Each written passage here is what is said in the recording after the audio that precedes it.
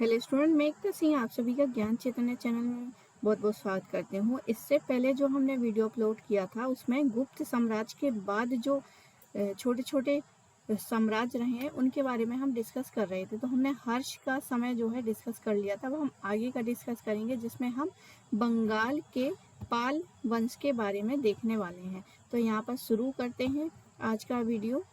तो बंगाल के पाल वंश के बारे में यहाँ पर देखने वाले हैं।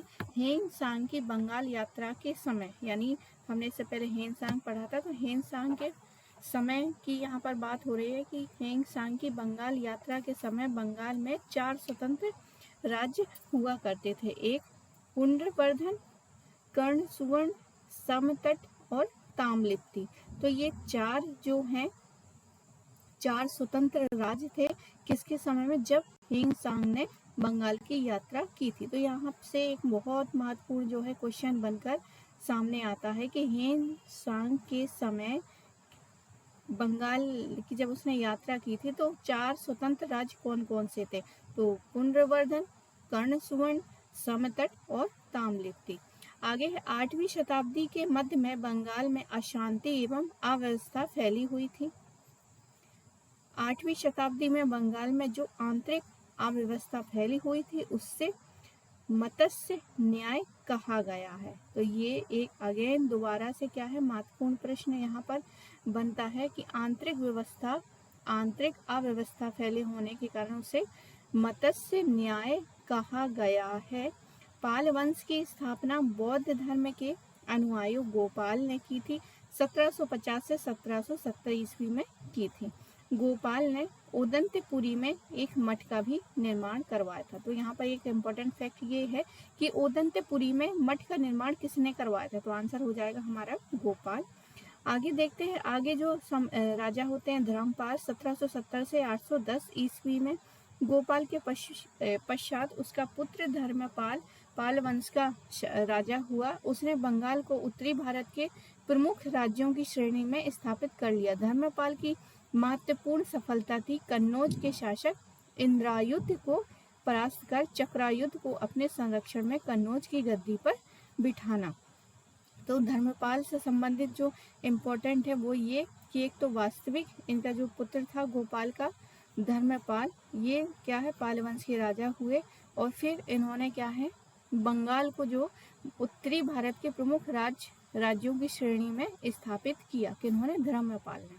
आगे कन्नौज के जो शासक थे इंद्रायुध को परास्त कर उन्होंने चक्रायुध को संरक्षण में कन्नौज की गद्दी पर बिठाने का कार्य भी धर्मपाल ने किया था। आगे है 11वीं शताब्दी में गुजरात कवि सोडलर ने धर्मपाल को उत्तरापथ स्वामी की उपाधि से संबोधित किया। तो एक अगेन दोबारा से एक महत्वपूर्ण यहाँ से प्रश्न बनता है कि 11वीं शताब्दी के जो एक गुजराती कवि है जिनका नाम है सोडलर, उन्होंने धर्मपाल को उत्तरपथ स्वामी की उपाधि से संबोधित किया था।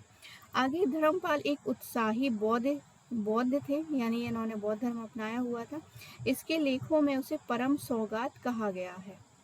तो एक ये उनकी उपाधि है परम सौगात। उसने विक्रमशिला तथा सोमपुरी यानी पहाड़पुर में प्रसिद्ध विहारों की स्थापना करवाई थी। इसकी राजसभा में प्रसिद्ध लेखक जो हरिभद्र निवास किया करते थे। तो धर्मपाल की राजसभा में कौन प्रसिद्ध लेखक थे, तो नाम हो जाएगा हरिभद्र। आगे है उसने प्रसिद्ध विक्रमशिला विश्वविद्यालय की स्थापना भागलपुर बिहार में की थी। तो एक अगेन दोबारा से यहाँ से बहुत सारा जो है बहुत इंपॉर्टेंट प्रश्न बनता है कि विक्रमशिला विश्वविद्यालय की स्थापना किसने की थी। तो आंसर हो जाएगा हमारा धर्मपाल। आगे देखते हैं, अब आगे आते हैं देवपाल। तो देवपाल क्या है, अरबी यात्री सुलेमान ने देवपाल को प्रतिहार राष्ट्रकूट शासकों से अधिक शक्तिशाली माना है। देवपाल ने मुंगेर में अपनी राजधानी स्थापित की थी। देवपाल ने ही सुवर्णद्वीप के शैलेंद्र वंशी शासक बालपुत्र देव को नालंदा में बिहार बनवाने की अनुमति दी थी। तो यहाँ से एक अगेन जो है क्वेश्चन बन के आता है कि किसने सुवर्ण के शैलेंद्र वंशी शासक बालपुत्र देव को नालंदा में बिहार बनवाने की अनुमति दी थी? तो आंसर हो जाएगा देवपाल। तथा बौद्ध विहार के अनुरक्षण के लिए उन्होंने क्या किया? 5 गांव क्या है अनुदान में दिए थे, प्रदान किए थे। देवपाल बौद्ध धर्म का संरक्षक था। लोकेश्वर शतक के रचयिता वज्रदत्त को इसने संरक्षण दिया था। तो यहाँ पर जो उनके रचयिता है लोकेश्वर शतक के रचयिता क्या है? वज्रदत्त। ये इनके संरक्षण में रहते थे। अगला है महिपाल प्रथम। यहाँ पर देखते हैं 988 से 1038 ईस्वी महिपाल प्रथम। इसने पाल वंश का दूसरा संस्थापक माना जाता है। इसके काल में राजेंद्र चोल ने बंगाल पर आक्रमण किया था। तो यहाँ से एक महत्वपूर्ण फैक्ट बनता है कि जब चोल वंश के राजा राजेंद्र चोल ने बंगाल पर आक्रमण किया था उस समय पाल वंश का कौन सा शासक था? तो आंसर हो जाएगा हमारा महिपाल। आगे पाल शासक को पराजित किया उसने बौद्ध भिक्षु आतिश के नेतृत्व में तिब्बत में एक धर्म प्रचारक मंडल भेजा था। तो यहाँ से एक महत्वपूर्ण प्रश्न है कि उसने कौन से भिक्षु को? तो आतिश जो है वो बौद्ध भिक्षु है, इनको भेजा था तिब्बत में धर्म प्रचारक मंडल बनाकर। आगे नाम आता है रामपाल का, जो कि 1077 से 1120 ईस्वी तक इनका समय रहा है। इस वंश का अंतिम शासक जो है रामपाल को माना जाता है। इसके शासन काल में करवरतों का विद्रोह हुआ था, जिसका उल्लेख संध्याकर नंदी राम पाल चरित्र में मिलता है। रामपाल के बाद कुमार पाल, गोपाल तृतीय, मदन पाल ने लगभग 30 वर्षों तक शासन किया। पाल राजाओं द्वारा बड़ी संख्या में हाथी रखे जाते थे। तो ये भी एक इम्पोर्टेंट फैक्ट है कि किस राजाओं के द्वारा हाथी बड़ी संख्या में रखे जाते थे। तो आंसर होगा हमारा पाल शासक। आगे है 19वीं शताब्दी के मध्य सुलेमान नामक अरब व्यापारी ने भारत की यात्रा की थी। उसने पाल शासक को रुहुमा कहा गया। तो रुहुमा एक शब्दावली है, ये किसके लिए उपयोग हुए है? तो पाल शासकों के लिए उपयुक्त हुई है। और ये किसने कहा है? तो सुलेमान नामक एक अरब व्यापारी था, उसने कहा है। आगे हम बात करेंगे पालकालीन संस्कृति की। तो बंगाल के पाल शासक बौद्ध धर्म वज्रायन संप्रदाय के अनुयायी थे।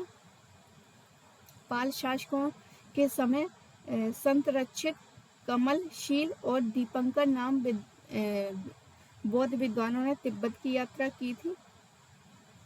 तो यहाँ पर कुछ नाम है बौद्ध विद्वान जिन्होंने क्या है तिब्बत की यात्रा की थी। संस्कृत के अतिरिक्त बंगला लिपि भाषा और जन भाषा की प्रगति पालों के अधीन हुई। केदार मिश्र एवं धर्मपाणी देवपाल के योग मंत्री थे। हिंदू काव्य में दाय भाग का जन्मदाता जो है जीतू महावाहन को पाल शासकों से संरक्षक प्राप्त था। तो दाय भाग जो है जीतू वाहन ये पाल शासकों के ही अंडर में था, संरक्षण मिला था। पाल कलाकारों को कांस्य मूर्तियां बनाने में महारत हासिल थी। मूर्ति कला का विकास बौद्ध धर्म के महायान और वज्रयान संप्रदायों के प्रभावों से हुआ।